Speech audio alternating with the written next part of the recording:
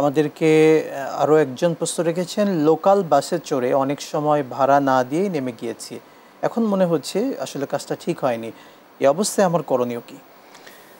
ধন্যবাদ। এই যে একটা অনুভূতি আসছে, জি, এটাই হচ্ছে একটা বড় ধরনের চেঞ্জ, এবং এটা খুব আমরা অ্যাপ্রিসিয়েট করছি যে এরকম আমাদের সবার মধ্যে চেঞ্জ আসা উচিত। আমরা অনেকে অনেক গুনাহের কাজ করেছি, অনেকে না বুঝে করেছি, এটা আল্লাহ পাক মাফ করে দেবেন। তবে এটা বাস ভাড়ার সাথে যেহেতু জড়িত, অনেক সময় অনেক জায়গায় এর কোনো এখন আইডেন্টিফাই করার কোনো ধরনের কোনো সম্ভব না।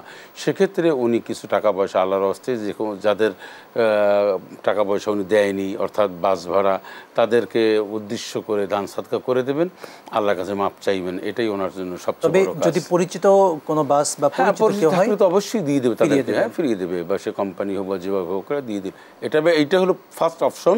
যদি কোনো আইডেন্টিফাই না করতে পারে, চিহ্নিত না করতে পারে, তাহলে আমি যেটা বলেছি যে এটাই করবে। তবে প্রথমত চেষ্টা করবেন তাকে খোঁজা, এবং খুঁজে সেই কোম্পানির মালিকদের কাছে অন্ততপক্ষে ফিরিয়ে দেওয়া। এখন কিভাবে খুঁজবে? এটা সিলেটে গেছিল একটা সময়, কোন বাসে গেছে, কিভাবে গেছে, আগে অন্তত 10 বছর 10 টাকা 5 টাকা ভাড়া বা 20 টাকা দেয়নি, এখন কিভাবে উনি খুঁজবেন? এই জন্য আল্লাহ পাক তার মানুষের মন দেখবেন, ওনার মনের মধ্যে কি পেরেশানি, এটাই আল্লাহ পাক দেখবেন। ইনশাআল্লাহ আমরা আশা করি আল্লাহ পাক গফুর রহিম মাফ করে দেবেন। আমরা দেখেছি গত কিছুদিন পূর্বে একজন হাজী সাহেব হজ থেকে এসে তিনি ট্রেনের অনেকগুলো ভাড়া, তিনি ভেবেছিলেন হয়তো আমার অনেক ভাড়া মিস হয়েছে, কখনো ভাড়া না দিয়ে গিয়েছি, তিনি সে টাকা কিন্তু রেল কর্তৃপক্ষকে পরিশোধ করেছেন। আমরা দেখেছি এমন একটি ঘটনাও।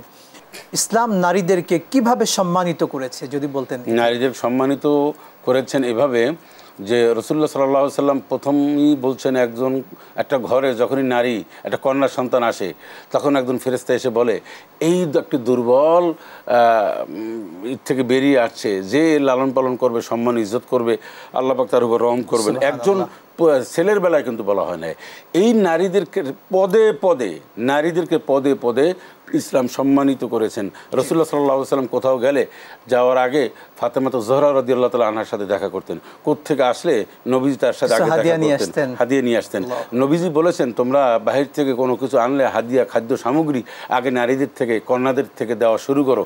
অতএব একজন কন্যা সব জায়গায় সে সমাদৃত থাকেন, সে বধূ হিসেবে থাকেন, কন্যা হিসেবে থাকেন, মা হিসেবে থাকেন। সেই জন্য নারীদের কেমন মর্যাদা দেওয়া হয়েছে, রাসূল সাল্লাল্লাহু আলাইহি সাল্লাম বলেছেন যে নারী হচ্ছেন মা, এই মায়ের পদতলে, মায়ের পায়ের নিচে সন্তানের জান্নাত, এবং মায়ের দোয়া আল্লাহর কবুল হয়। এর চেয়ে তো আর নারীদের মর্যাদার দিক থেকে ইসলাম সব সময় নারীদেরকে এত সম্মান দিয়েছে। অনেকে বলে যে ইসলাম তাদেরকে সম্মান দেয়নি, এটা সম্পূর্ণ তাদের ভুল ধারণা, এটা একটা অপপ্রচার, নিঃসন্দেহে অপপ্রচার। শেখ